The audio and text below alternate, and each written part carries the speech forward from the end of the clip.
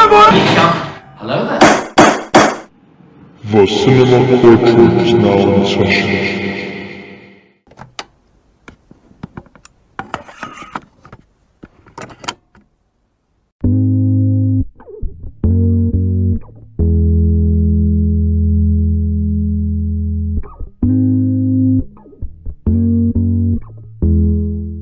Ladies and gentlemen of the jury, I hereby welcome you to the Cinema Courtroom Show, a podcast where in the first half, your favorite blockbusters await trial with your host and galactic judge, Makram Mark, presiding. Do not forget to like and subscribe on whatever, and I mean whatever, streaming platform of your choice, whether it be Spotify, Stitcher, Anchor, Google Podcasts, Amazon Music, the Cinema Courtroom YouTube channel, and many more to come in the near future. Because every click on the icon counts, no matter where you're listening to this from. So don't forget to ring the notification bell and share this podcast with your friends, family, cat, dog, pigeon, whomever, and keep on a lookout when we go live. Now, without further ado, let's converse about Christopher Nolan's Interstellar. What's going on, Murph? Why did you and Mom name me after something that's bad? Well, we didn't. Murphy's Law. Murphy's Law doesn't mean that something bad will happen. What it means is that whatever can happen will happen, and that sounded just fine with us. It's not every day that I get to do this, but I am just going to make the assertion straight off the bat that Interstellar is a Sci Fi Triumph. There, I said it, ladies and gentlemen. This movie is just packed with amazement and sheer wonder. It doesn't hesitate to exceed the limits from groundbreaking visuals, the vast openness of NASA cinematography of space, exceptional CGI, if any, and it really hits you emotionally from the beginning to the third act of this motion picture. Interstellar is brilliant. Just brilliant. I cannot praise this movie enough. And there are multiple reasons why I think that is. Part of which is the well-written story. Just to recap the official synopsis, when Earth becomes uninhabitable in the future, a farmer, an ex-NASA pilot, Joseph Cooper, is tasked to pilot a spacecraft, along with a team of researchers, in order to locate a new planet for humans. Straight off the bat, boom, you got the narrative beat, which is an interesting, summarizable premise. But let's get into the meat of Interstellar's narrative. What I really liked about Interstellar's story, first and foremost, is the time that this movie is set in, and the social belief system of that time on Earth, which happens to mirror our reality, or what is to become of it, if we are not careful. And I mean, let's face it, we're probably going to be reckless assholes as always, when it comes to causing chaos around here. Interstellar is set in a futuristic time period where NASA deniers dwelled in educational institutions. The scene where the teachers tell Cooper that Murph got in a fistfight because of an Apollo book, Matthew McConaughey, who plays Cooper, that shock and disbelief on his face is a testament to his excellence in acting in this movie industry throughout the Interstellar motion picture. There was like a line that the writers added in: we don't need engineers, we need farmers.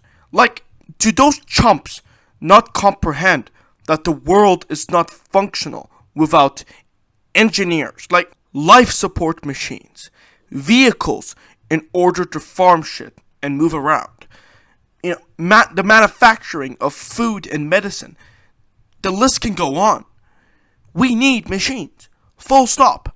Oh, and by the way, Interstellar is one of those movies that I like to review like almost all the time, and then top it off with my insights. Because let me tell you that this movie is philosophical.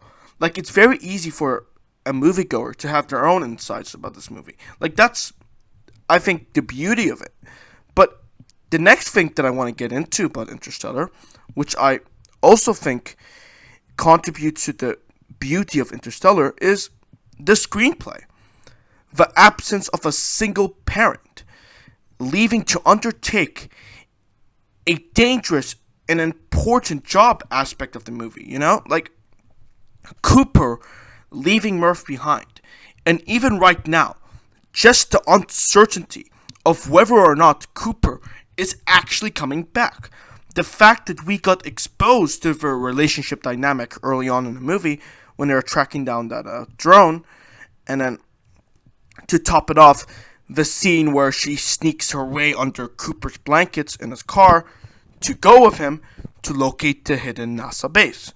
To then have that downhearted and heartbreaking moment where Cooper's on the verge of tears because as he unfolds the blanket on his way to the NASA station to embark on the mission, the blanket is empty. And you know what? I think that every so-called movie critic that somehow thinks that it's cool to make the assertion that Christopher Nolan is incapable of incorporating emotional resonance in his movies. As if Rachel's death in The Dark Knight wasn't enough, The Dark Knight, which Christopher Nolan also directed, but whatever. You know what? Every movie critic that says that lacks the comprehension of film academia or are just biased toward Christopher Nolan. Pure and simple. Because how can you tell me that the story of Interstellar doesn't embody an accurate sensation of homesickness? It's one thing to be employed overseas and then take a flight back home from work when you're no longer up for it. You just won't be paid. Boo-hoo. But it's a whole different kind of isolation when you have to go on a rocket ship to space to save the world. A world that doesn't believe that this kind of NASA mission is even plausible. When it comes to the story, you're exploring 3 planets, which the mission itself is rather straightforward. Intercept which one of those planets has sustainable life, and build a colony with pre-organized cell thingies. Like, again, it's not complicated to understand, although perhaps when it comes to the theoretical elements and some scientific terminology, it might be complicated to the average moviegoer at first. I'll get to that in just a moment. But how unexpected was that scene with Dr. Mann backstabbing Cooper just so he can hijack his ship and return home to Earth? Something that I thought was entirely useless, by the way, because Earth was dying anyway. He was going to come back to a planet where, people are probably already going to be dead, or there's going to be many droughts in the farms. Like, I don't know why he would want to come back to Earth, especially considering that the reason they left Earth to begin with is so they can save it. Now, in case some of you might have forgotten part of the backstory in this movie, I'm going to fill you in. Professor John Brand sends 3 people on what they call the Lazarus mission, because the person who still survives on the planet is the planet that's the sustainable home for living organisms. Like Dr. Mann, who is already well acquainted with the risk that the planet that he was assigned to on the Lazarus mission might not be such a Goldilocks planet. And as a result of having to deal with such prospects, he had succumbed to a sheer level of insanity. And you know what? As much of Dr. Man is supposed to be the villain, I honestly think that the real villain was John Brand. Or Dr. Brand. Like, the whole mission was a sham. And despite John being comprehensive of the prospect of, the equation not conforming to relativity with quantum mechanics, he sanctioned the mission anyway. How much of a selfish asshole and piece of shit can you be to even be capable of that? Like, imagine having such a thin moral compass that you subject astronauts to their potential demise just to instill a sense of misguided hope. Like, I know it's a fictional movie, but it's so powerful that even I'm quite pissed at some of the characters, including Emilia Brand, by the way, who was like, "Oh, we need to get the data," even though Cooper warned her to retreat back to the ship. Like, there are characters who have made the dumbest decisions that do not reflect the nature of their professions. Like, do you know how lucky John Brand was that everything in Interstellar managed to resolve itself and that a colony was able to be established? I mean, barely. At least a couple of people have died on more than one planet. But hey, I mean, they did it, right? Because most movies in Hollywood must have somewhat of a happy ending. But man, was that happy ending earned. And man, there was so many people, who watch this movie and then they're quick to point fingers at Dr. Man for what he did. And only Dr. Man. And I'm not excusing what he did. Because after all, he falsified data. He tried to hijack a ship. The guy knew what he signed up for. So he should have just found a way to cope with the reality. And so did the two other people in the mission who sucked it up and did their jobs. But that's not the point I'm trying to make here. At least Dr. Man isn't pretending to be a self-righteous prick and consolidate the world. At least he acknowledged that he was a maniac. But as a human being in isolation for so many years, like, sometimes we forget that when sapiens are put under so much pressure, okay, we're used to just being on Earth. But when you're on the other side of space and you're like crypto-frozen for a number of years, we weren't evolved to adapt. I think that's just the way I see it. But I don't think Dr. Man was evolved enough to adapt in the ice planet. And his mental capacity as a result of this lack of evolution couldn't handle the heaviness and grave seriousness of the interstellar mission. Again, there's no denying that Dr. Man is a space pirate 101. And if he were to land on Earth, he would be held accountable by NASA for his crimes. But at the end of the day, Dr. Man is a human being who just happened to fall short of grace. And his story is a tragedy that I think was written effectively. Because it's not every day that a character in a movie can trigger such a morality debate. A psychological one even. Because we're talking about, what was Dr. Man thinking? Like, what was his thought process? What didn't he consider before he attacked Cooper? Like, the portrayal of Dr. Man in Interstellar does all of that impeccably. And that's what I really adore about Interstellar.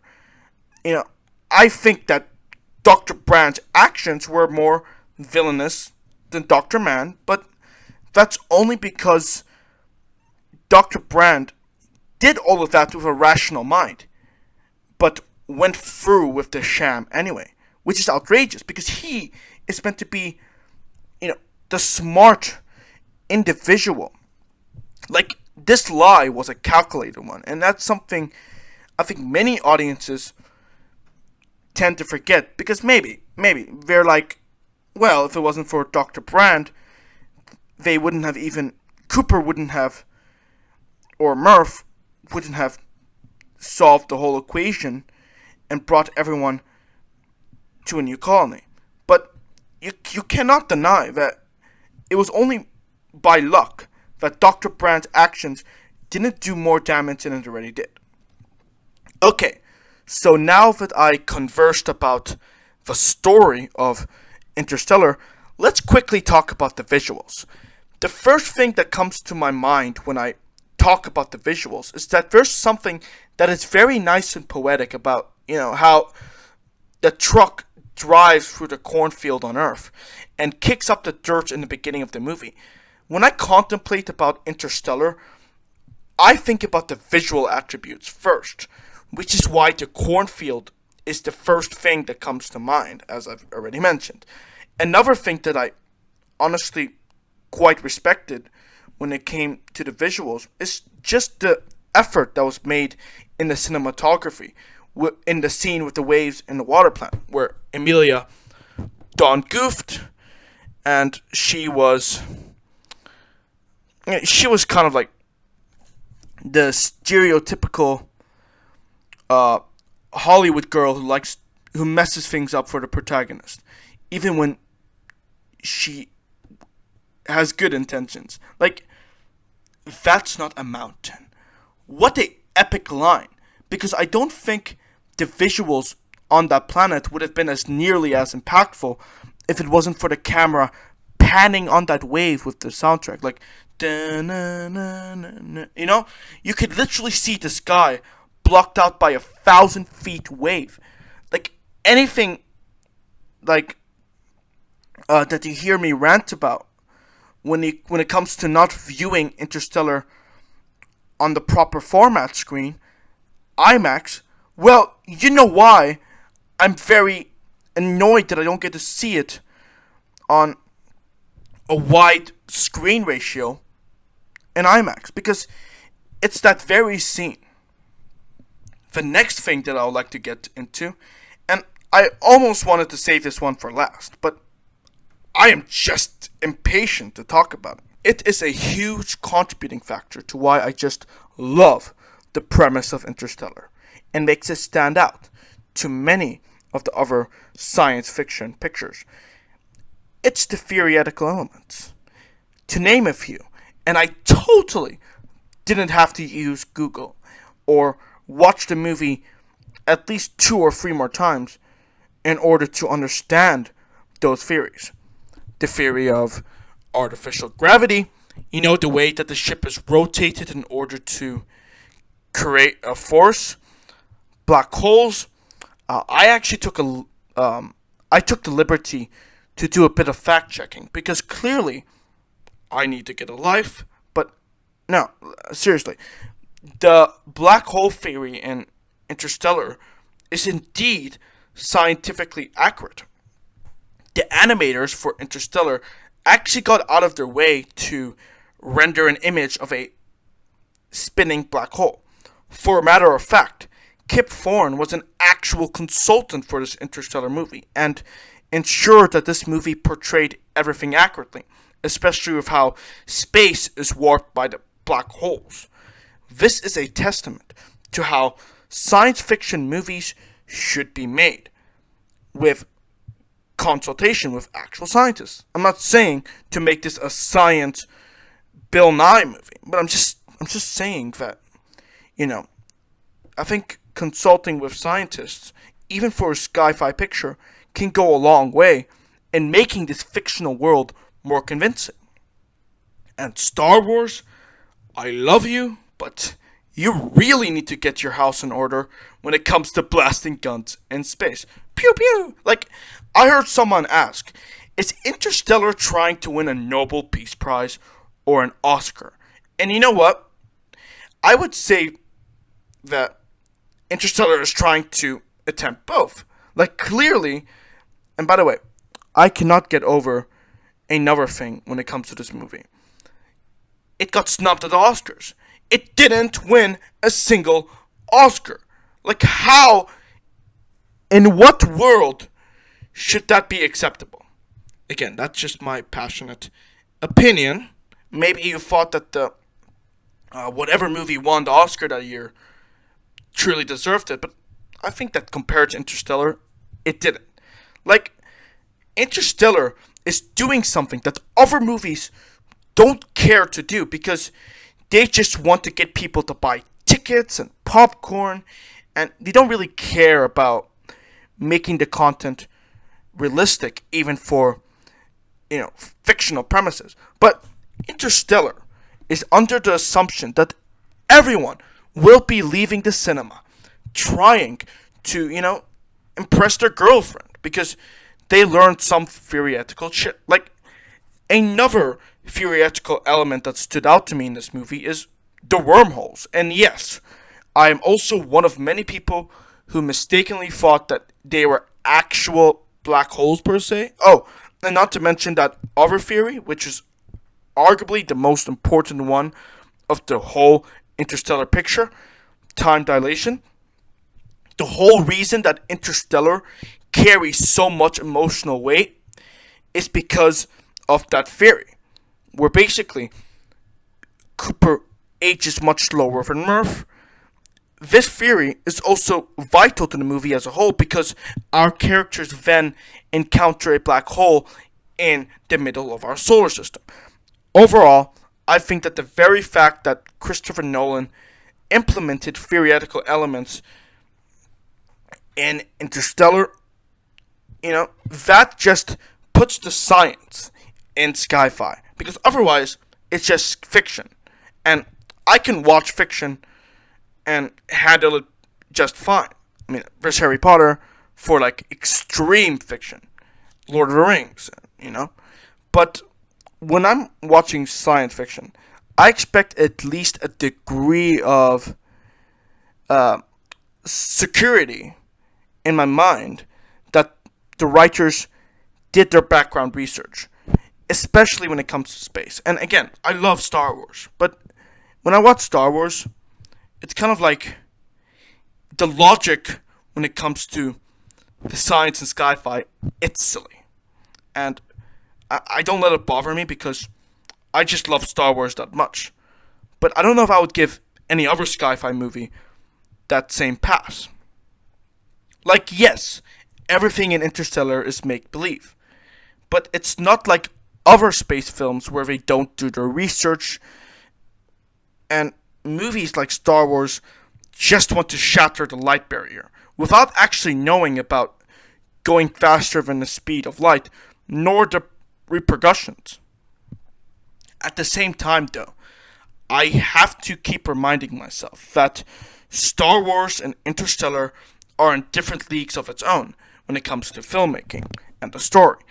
I love Star Wars because it's not based on any real theory and packed with mythical wonder, whereas I love Interstellar because it's more thought-provoking and it offers a glimpse of what mankind is able to achieve in a few years' time in an accurate way as it could possibly be. Before I wrap up this review for Interstellar, I want to get into one more thing about the acting for this movie because we're running short of time. And as we've learned from Interstellar, time is the real villain. Okay, fine, the villain isn't Dr. Mann or Dr. Brandt. The villain is time. Because the acting in Interstellar, when faced with such a limited time quota between Cooper leaving and returning to Earth, the acting amidst all of those, emotions is phenomenal. Like, especially with how consistent the two actors playing Murph were, like, in delivering the right level of emotions, in my opinion. Murph, as a young child, was more upbeat as opposed to an older Murph who is feeling a sense of bitterness and detachment because her father left on this mission and didn't come back yet. Like, it's one thing to have your father tell you that, Johnny, I'm going to get the milk, and then he flies to Japan or something else. But it's another thing if your father says that, Johnny, I'm going to get milk, and then he goes to space. Like, the average moviegoer can't comprehend what Murph is feeling. And every time that we see Cooper in space, we're rooting for him to come back. And the whole juxtaposition when Dr. Mann backstabs Cooper, and Cooper's struggling to even breathe, and then they keep transitioning to the scenes on Earth, that's something that Christopher Nolan does with the parallel editing in most of his movies. And I love it, because it builds up the tension. And it's like, there's no way Cooper's going to come back at the exact time that he promised Murph. Like, there's no way in hell. And we're right. I think Cooper just barely managed to see his daughter. And perhaps that's why we are so quick to hate Dr. Mann, because everything could have panned out if he didn't backstab everyone. And that, once again, ladies and gentlemen, is why Interstellar is on my list of top 3 sci-fi top 3 movies of all time. And now we begin to approach the second half of the Cinema Courtroom show, which is the post-sentencing hearing. What is the post-sentencing hearing, you may ask? Well, I'm rather glad you inquired about this, because in the first half of the Cinema Courtroom podcast, which you've just heard, we reviewed Interstellar, which is one of many films that I have selected, old and new, big and small, underrated and overrated, the broken and the damned, black, white, brown, orange, and blue. Then, in the second half of this podcast, the post-sentencing hearing, I assemble all of the leftover topics that pertain to the film industry in general. Movie news and movie-relevant subject matters that aren't just limited to one specific movie, but they may as well affect that movie. And I integrate all of the news and everything that goes on in the cinema industry into one post-sentencing hearing list. Perceive it as an after-party that is long overdue, where you, yes you, the awesome people tuning in on Spotify, Stitcher, Google, Amazon, or the Cinema Courtroom YouTube channel are invited, or in judiciary terms, an invitation to a retrial for the purpose of rectifying an unfair hearing.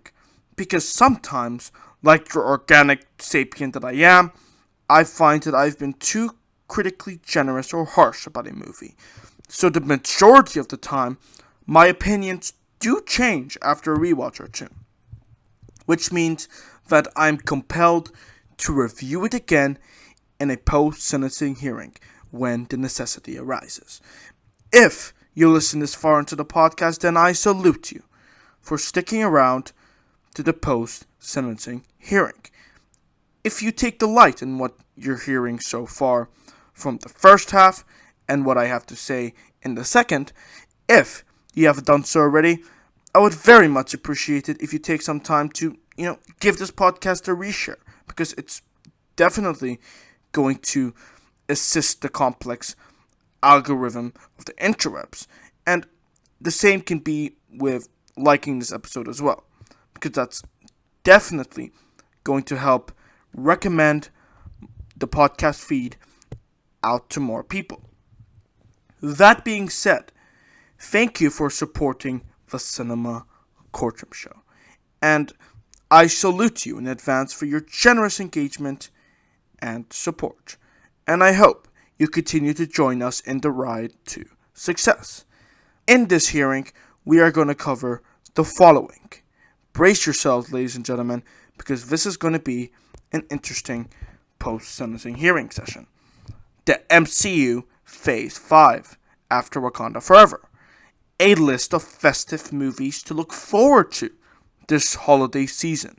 And to finish off this post-sentencing hearing session, whether or not Ralph Fiennes is actually going to reprise his role as the iconic Harry Potter villain, Voldemort.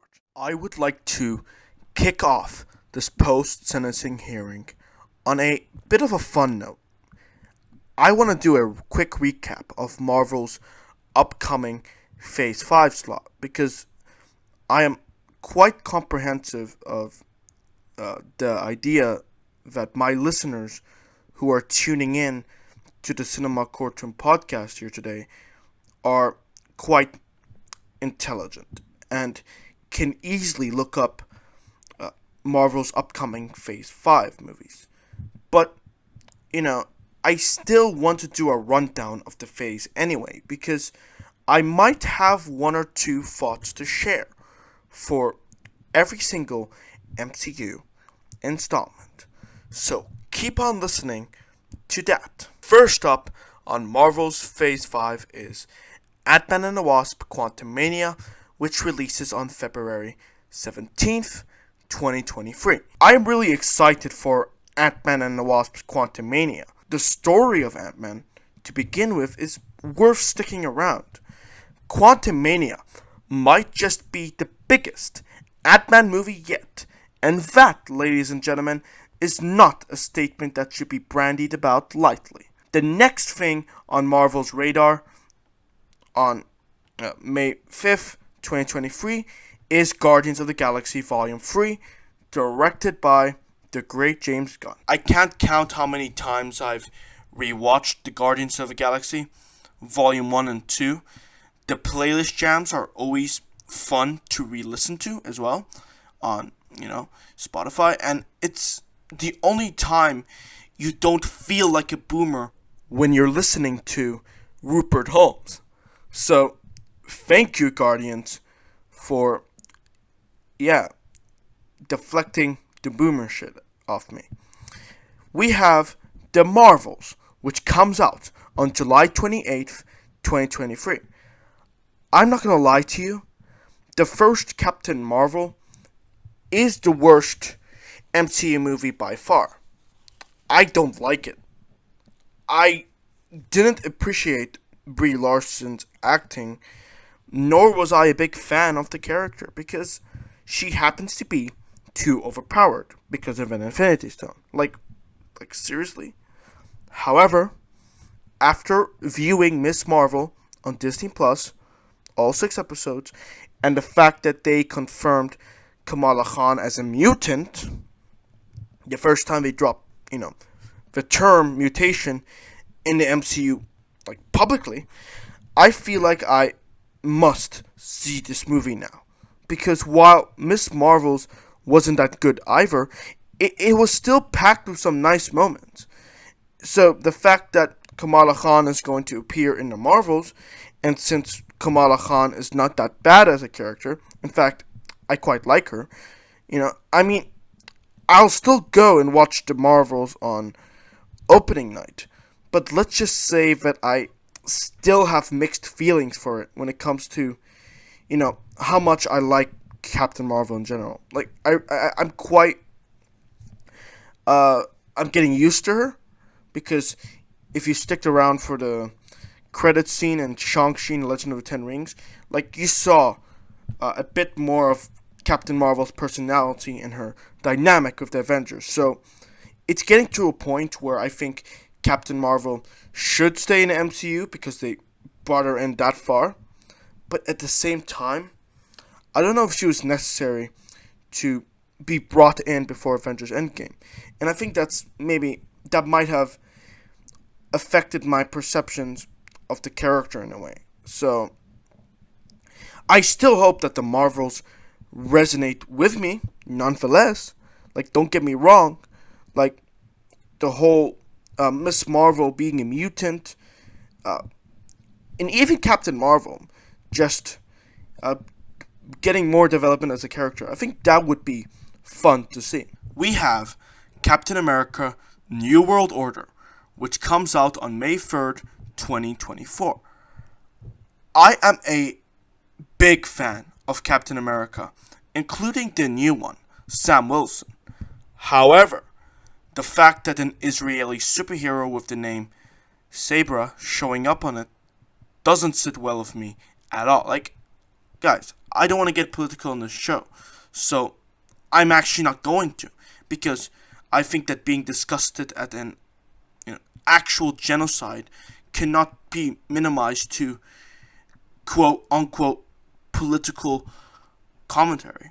Like, it's immoral, and I think it's in definite poor taste to name someone in a category other than a villain the name Sabra. Like, I don't get why Marvel or even Disney felt the need to adapt this specific character from the comics. Like, fine, okay, the comics are the comics and the movies are the movies. So why are they overly obsessed with just bringing in, like, if you wanted to bring in a mutant, like, since Sabra is a mutant in the comics and apparently is going to be in the MCU, well, you got Namor, you got Miss Marvel, and in fact, you got more mutants, such as Blade, the vampire, coming up next as well. Like, if I were to put this questionable element about Captain America New World Order aside, I am hearing that New World Order is going to be a paranoid thriller, a genre that I'm actually very much into. And it will also be very intriguing to watch how the new Captain America character is going to withstand deadly threats with the absence of a superpowered serum. So, I mean, overall, I'll probably still watch Captain America 4. But let me just tell you that if you actually do some research about Marvel's Sabra and her ties with the IDF, you'll get why having her in the MCU isn't the right move from a PR standpoint, and it's kind of irrelevant from the way I see it. Like, maybe she ends up being relevant in the movie, but so far there's no reason to justify her into the MCU. Next thing is Thunderbolts, which comes out on July 26th, 2024.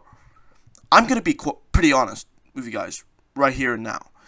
I wasn't sure whether to be hyped for Thunderbolts, other than Harrison Ford playing Thunderbolt Ross, also known as the Red Hulk in the comics, until I watched Black Panther Wakanda Forever.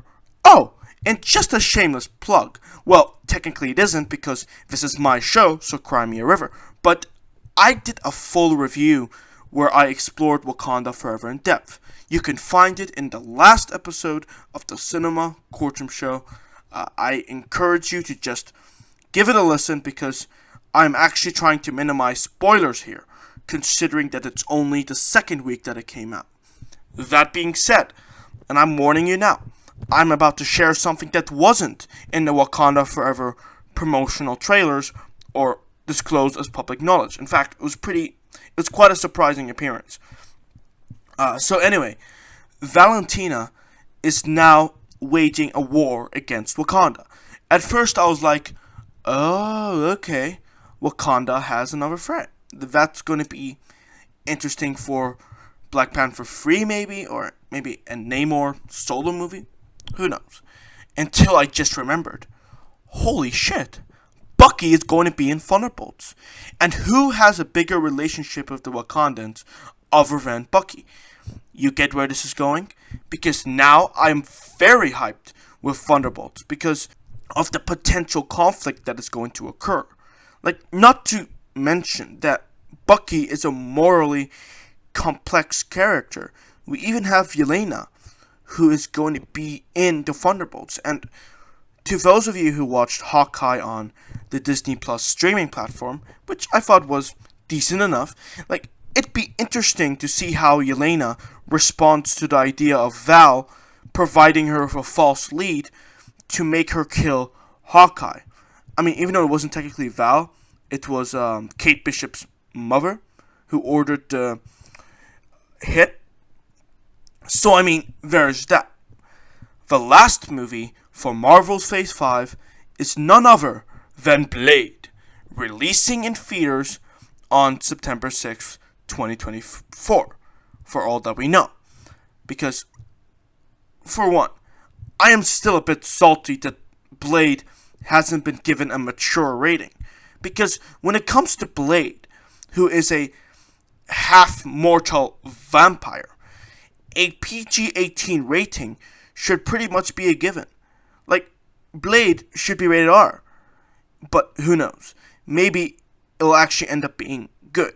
But on top of why I think Blade should be rated R, things aren't going well with the movie's production process. Like, for a matter of fact, I don't even know if it's gonna stay in the Phase 5 lineup of films, because production is halted at the time of this recording, that is. So, I mean, who knows if everything with Blade, when it comes to making the movie and then releasing it, is going to work out to begin with. Apparently, Mahershala Ali, he's getting quite frustrated at the production crew over at Marvel Studios. So, who knows? Anyways, now that I just talked about Ant-Man Quantumania, Guardians 3, The Marvels, Captain America New World Order, Thunderbolts, and Blade, I only ask one priceless thing from you. I'm not asking where you live or your credit card information, although maybe if you give me it, and I don't know. Anyway, I'm asking for your valuable insights for any of the upcoming MCU installments for Phase 5, because it's worth more to me than your credit card information and your gold and your I'm going to stop there, because another thing, Phase 4 ended just now with Black Panther Wakanda Forever, but the road that lies ahead is both promising and uncertain when it comes to the MCU. Whatever your thoughts are about Marvel's Phase 5, jot them down in the comment section below, or alternatively, you can shoot it straight to our Twitter inbox at Cinema Courtroom.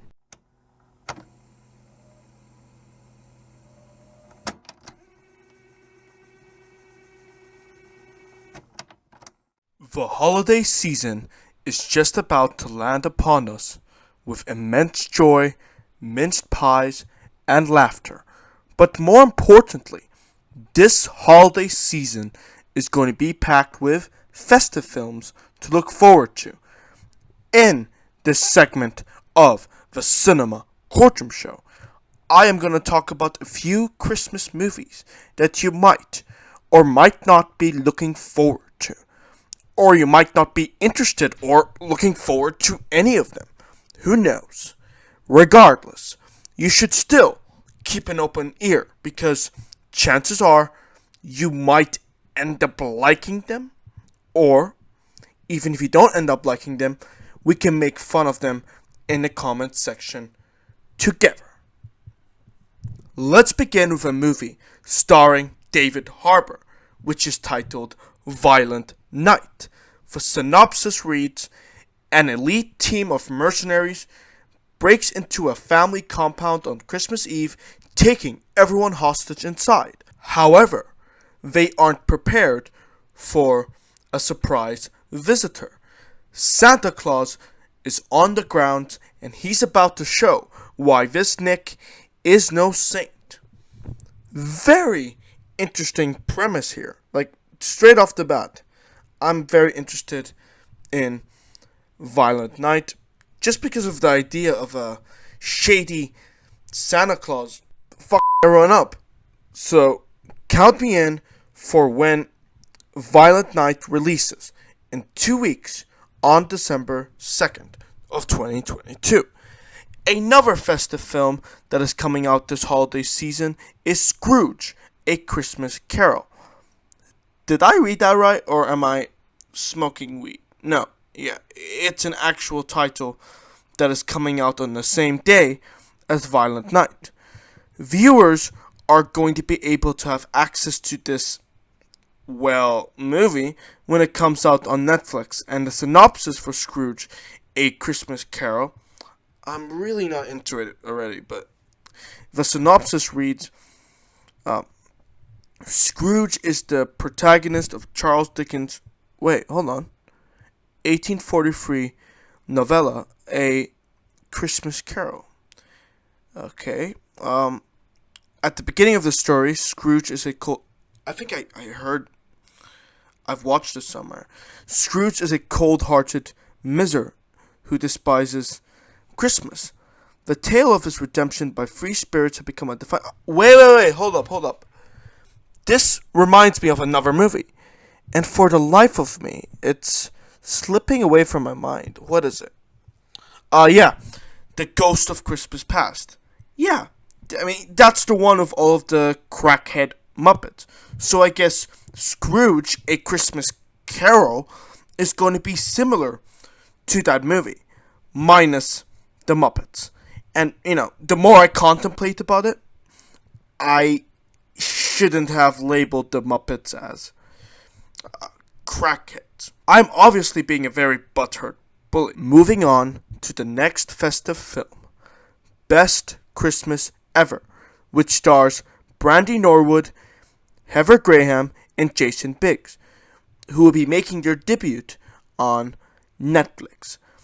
Okay, so the synopsis for that movie reads, every year, Jackie sends a humble brag-filled holiday newsletter that makes her old college friend Charlotte feel like her life isn't up to scratch.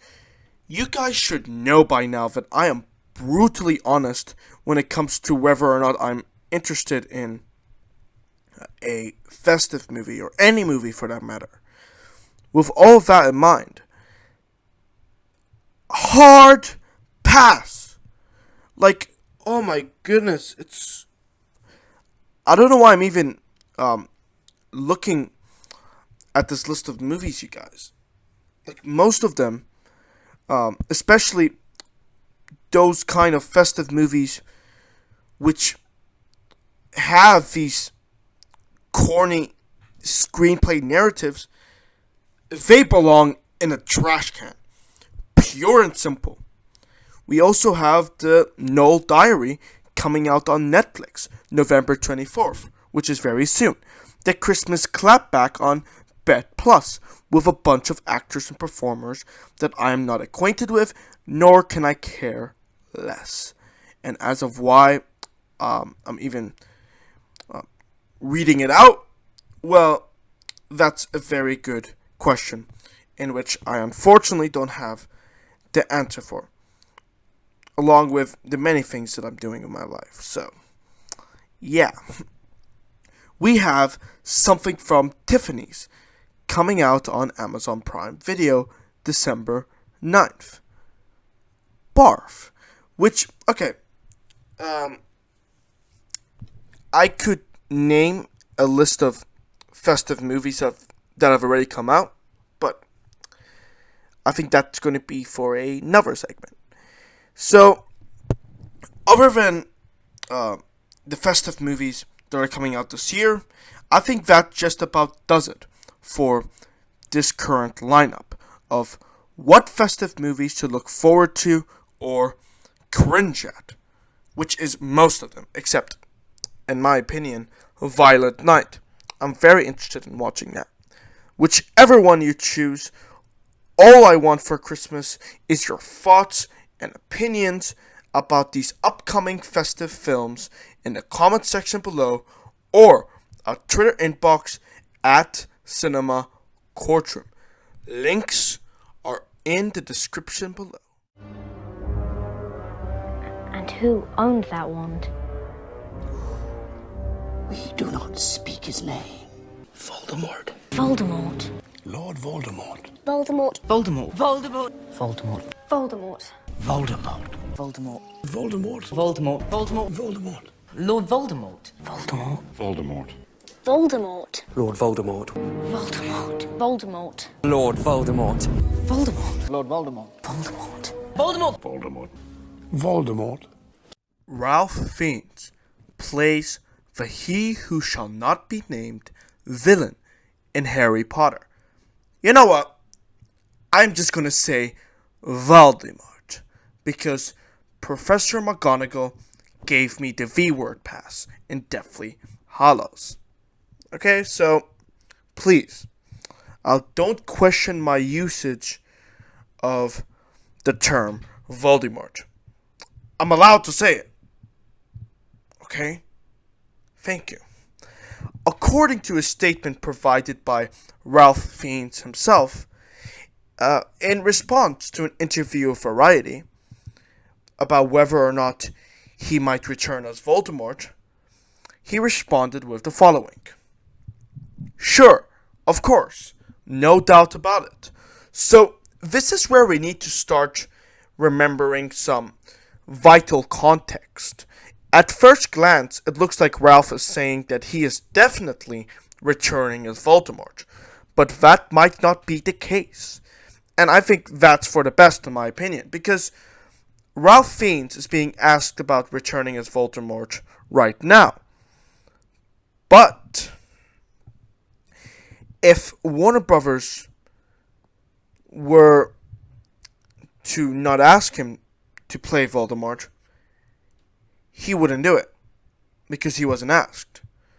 But if Warner Brothers were to hit him right now, the question to whether or not he would agree to play Voldemort is pretty much answered in this Variety interview. This is where he confirmed that in such a hypothetical scenario where they're going to bring back Voldemort to the Harry Potter franchise, then Ralph Fiennes is basically saying that he would be inclined to play Voldemort again. And I hope that such a scenario doesn't exist, because it is going to spell absolute disaster for Warner Brothers Pictures. Like, there has been more than enough when it came to major franchises screwing up the excellence of the last one, and Voldemort just returning somehow reminds me of Palpatine returning in Star Wars. Like, imagine Hermione, Ron, or Harry Potter. One of them are like, somehow Voldemort has returned because of a secret cloning spell through magic. Like, just no. And besides, the Horcruxes have been eliminated from the equation. So, how are we supposed to bring him back? Unless they want to retcon J.K. Rowling's perfect ending, and it might even minimize the effort that it took for 8 movies to defeat Voldemort, which would then minimize Snape's sacrifice at the end, and so many others who have sacrificed their lives, reputation, especially Snape. You know, his role as double agent wasn't easy. I mean, he lost who he believed to have been the love of his life, and everyone saw him as this monster. You know, and he was the only one who knew what the overarching plan of leading Harry to defeating Voldemort was meant to be. And he had to sacrifice people knowing who he truly was. Having Voldemort return would minimize everything. Like, you'd have no idea how relieved I am that just because Ralph Fiennes said in the statement that, okay, I would return as Voldemort if the studio were to pay me to do so. I mean, that's the way I perceive it. So, the less that Warner Brothers thinks of this idiotic idea, the better. What do you think about the notion of Ralph Fiennes returning as Voldemort? Do you think his statement has any bearing of Voldemort returning to the Wizarding World anytime soon? Do you think that just because they can, doesn't mean that they should? Or maybe they could do a Voldemort prequel, which isn't that far off from the timeline of Harry Potter. Who knows? Or maybe just maybe, you want he who shall not be named to return. Regardless, let me know your thoughts and opinions about Ralph Fiennes returning as Voldemort in the comment section below or our Twitter inbox at Cinema Courtroom. We have now reached the threshold of this podcast. Thank you for tuning in to the Cinema Courtroom Show, where we critique movies together. I had a lot of fun doing this podcast. I don't know about you, but if you subscribe, then that's basically telling me that you enjoyed this 26th episode of the Cinema Courtroom, just as I do every week making them. I hope to see you guys again in the next episode, where we're going to talk about, yet again, another movie. As of what movie that's going to be, well, you can find out when the next and 27th episode of the Cinema Courtroom Show launches this coming Tuesday on YouTube, Spotify, Stitcher, Google Podcasts, Anchor, and the Amazon Music platform.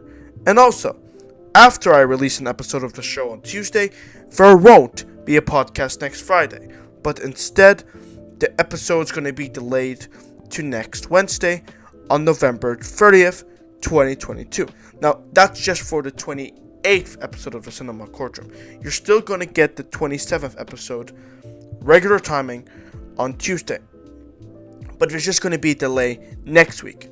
So, I apologize for that, but I'll update you when anything changes. You'll still get weekly podcasts, but, I just have a lot on my plate right now. And I'm also hoping to expand my content at the same time, as well as apply any of your feedback when it comes to the quality, how everything sounds, perhaps a new section for the Cinema Courtroom Show, because it's getting boring with just the post-sentencing hearing, so I want to add a little extra. Let me know what you guys want to see, and I'll be sure to grant you it. Thank you once again for listening till the end. I am your Galactic Judge, Mark, and I hope you have a spectacular day.